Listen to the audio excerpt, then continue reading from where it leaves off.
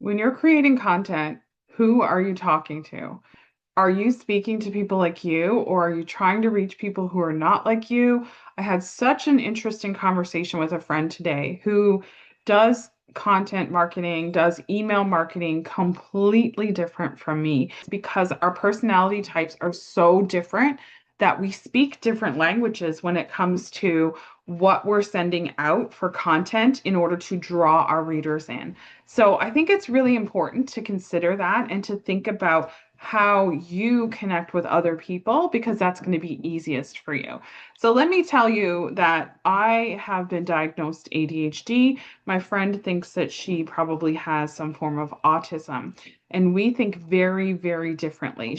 One time I referred to us as I'm like Captain Kirk and she's like Spock for those of you like over 40. She is the logical thinker who doesn't think about feelings or stories or anything like that to really connect with people. I am the person who wants to connect on a story level, know how you're feeling, know how things work for you and what you've done, and celebrate your wins with you and things like that. So we approach marketing in two very different ways. That doesn't mean she's right and I'm wrong, or I'm right and she's wrong. But what it means is that it's important for us to understand how we connect with others. Because if she's going to try to do my story style of marketing and emails, content, even things like what I'm telling you right now is a story, right? But she's going to do a video that's much more hands-on, logic-based, training-based kind of thing where I'm going to tell you why it's important and I'm going to tell you the story behind it so that you get really invested and that motivates you because that's how I work. That's what works for me. If I'm not motivated by something, I'm not going to want to do it. So I like to give that kind of connection to whatever it is I'm training. But in the stories, we can learn things like you can learn how to send good emails by this story content, right? Like you don't need this kind of step-by-step process from me. You can infer that since you might be the kind of person who loves to hear stories, loves to tell stories, that's going to make the most sense for you to be the kind of marketer who sends those story emails.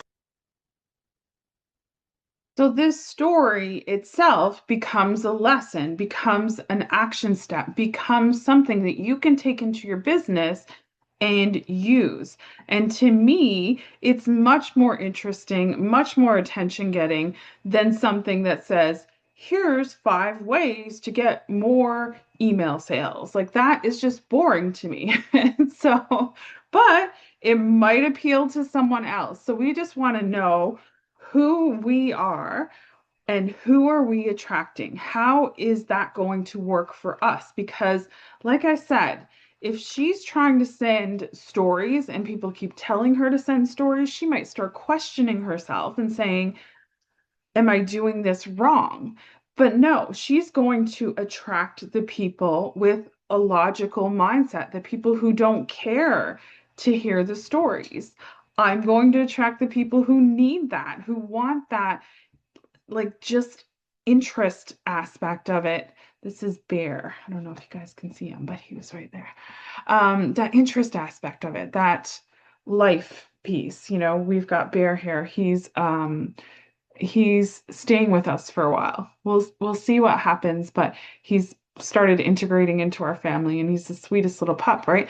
These are the kind of things that someone like me wants to know. I want to hear about your puppy. I want to know, how does that affect your business and your life and things like that. And so what happens when I send emails is that becomes part of the conversation.